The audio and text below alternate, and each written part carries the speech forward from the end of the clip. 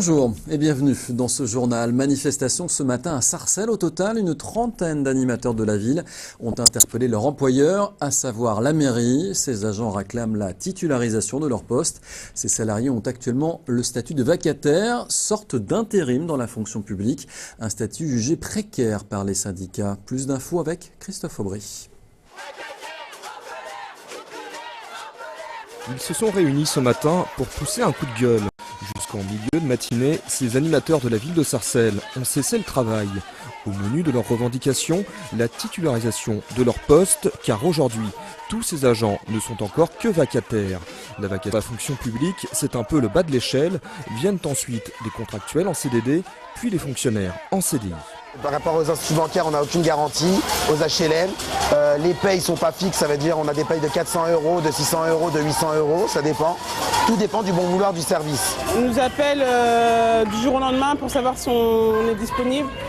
Et en fait, la paye, elle résulte de ce qu'on a travaillé, donc on ne sait jamais combien on peut gagner à la fin du mois, en fait. Sur les 1500 agents municipaux que compte la ville de Sarcelles, un cinquième de ces salariés ne bénéficie pas du statut de la fonction publique territoriale. C'est le cas pour tous ces vacataires. Depuis 2006, la mairie dit avoir respecté ses engagements. Elle a offert des formations à 40% du personnel. Des agents ont également été mensualisés afin d'atteindre un certain quota d'heures par mois. Pas suffisant selon les syndicats qui jugent le statut de ces animateurs toujours précaire. Ce sont des gens qui, bien qu'ils aient pour la plupart un poste fixe, ne bénéficient d'aucun statut. Voilà. Donc ils ne peuvent pas bénéficier du statut de la fonction publique territoriale. La mairie promet d'étudier au cas par cas la situation de ces animateurs. Une réunion est prévue d'ici la fin du mois. En bref, Gonesse renforce son dossier pour accueillir Roland Garros à 3 semaines du Grand Oral devant la Fédération française de tennis, la FFT. Le projet de Gonesse vient de prendre une nouvelle dimension avec notamment une augmentation significative de la surface du site qui passe à 32 hectares et la garantie d'emprunt donnée à la FFT par le Conseil général du Val d'Oise. Le dossier porté par la commune et le PA Plaine de France est en concurrence avec Paris, Versailles et je vous rappelle Marne-la-Vallée. Un grand écrivain sur les bancs du lycée, c'est Fabrice Imbert, le prix Renaudot Poche 2010. Il a rencontré les élèves du lycée de Cergy, Saint-Christophe. Les lycéens ont étudié son œuvre L'origine du mal. Regardez ces images, elles ont été tournées par Yohan Bensoussan. 12 ans que Fabrice Imbert n'avait pas remis les pieds au lycée Galilée. À l'époque, il était professeur de français entre ces mêmes murs. Alors forcément, les habitudes d'enseignant reviennent vite, excepté à quelques détails près. Au quotidien, c'est pas forcément si facile que ça reste un travail qui est un travail effectivement agréable, que j'aime et surtout qui vraiment est ma vie. Mais voilà, ça ne veut pas dire que je me mets en chantonnant.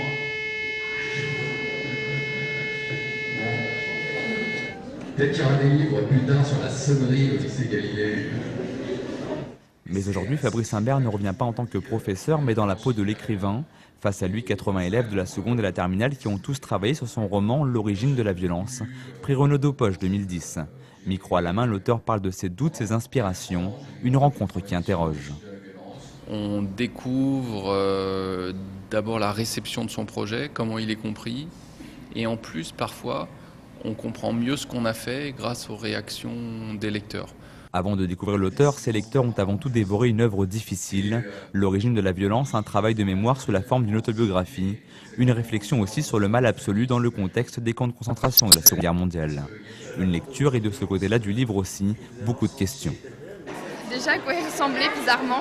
Oui, en fait c'est surtout la question qui nous perturbait, de savoir à quoi il ressemblait, comment il allait être. Et parce qu'on a ressenti des émotions dans son livre qu'on voulait ressentir à travers lui. Et je pense que c'est important de savoir d'où ça vient, vraiment le travail qu'il a passé, ce qu'il voulait faire passer comme message, tout ça. Je pense que c'est... Après l'avoir lu, l'opinion qu'on s'est fait nous et voir ce que l'auteur, lui, voulait qu'on se fasse comme opinion, c'est à comparer, je pense que c'est une bonne expérience. Confronter les lecteurs avec la vérité de l'auteur, depuis 3 ans maintenant, le lycée accueille des écrivains pour des rencontres comme celle-là, avec toujours la même volonté. Réussir d'une certaine façon à désacraliser le texte littéraire, leur montrer que l'écrivain est quelqu'un de tout à fait accessible, qui simplement réfléchit, qui simplement comme tout le monde réfléchit sur le monde, mais qui passe il y a un passage à l'acte, celui de l'écriture. Succès critique et dans les librairies, le roman L'origine de la violence connaîtra prochainement une adaptation cinématographique avec derrière la caméra Elie Chouraki. Et pour le scénario, c'est Fabrice Imbert lui-même qui travaille dessus.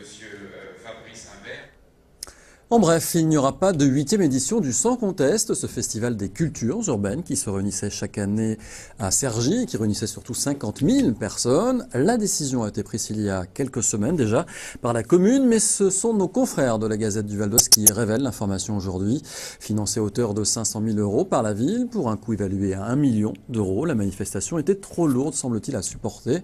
Après l'arrêt de Furia en 2010, c'est là le deuxième et dernier grand festival de l'agglomération qui disparaît. Un autre événement devrait voir le jour au printemps à la base de loisirs de Cergy-Pontoise, toujours orienté vers les cultures urbaines et les musiques actuelles. On poursuit avec une rétrospective de peinture et d'œuvres inédites de Sylvie Namias, intitulée Force et Lumière. Eh bien, l'artiste peintre expose des tableaux de 1990 à nos jours, salle des Calandres à Éragny-sur-Oise, et c'est jusqu'au 6 février. Regardez ces images, elles sont signées par Stéphanie Zemet.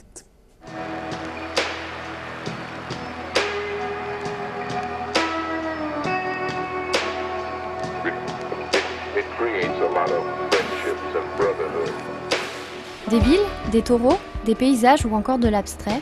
Ici, à la salle des Calandres, 20 ans de travail de Sylvie Namias est exposé ainsi que des œuvres inédites. C'est avec une certaine nostalgie qu'elle a réuni ses toiles, aujourd'hui vendues à des collectionneurs, pour une rétrospective mêlant force et lumière. Autrefois, cette coloriste s'inspirait de ses voyages aux États-Unis pour s'exprimer. Aujourd'hui, son inspiration a mûri.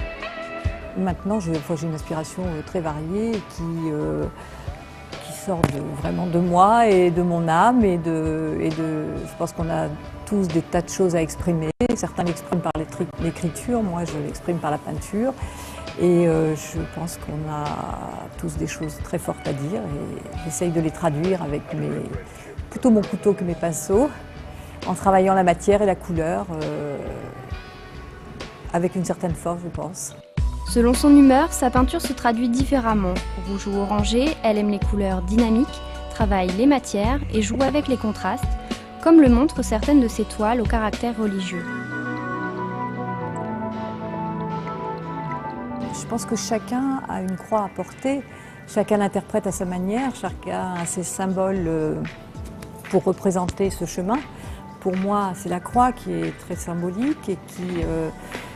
Mais ce n'est pas la croix au sens de la souffrance et de... Je pense que c'est des choses qu'on rencontre sur sa route et qui sont plutôt une élévation et qui font partie du chemin et qui vous aident à progresser. Après 20 ans de peinture colorée et architecturale, Sylvie peut être fière de ses œuvres, tout en gardant constamment son esprit critique. Le chemin du peintre est un chemin de doute permanent et de remise en question permanente. Et en fait, c'est ce qui fait avancer. Mais on ne peut pas dire je suis super contente de moi, je trouve ça magnifique, quelle œuvre, etc. Non, on a un ressenti positif souvent. Enfin, moi, c'est vrai que quand je revois certaines peintures, j'ai un ressenti positif. C'est pas une fierté, c'est que cette peinture me parle.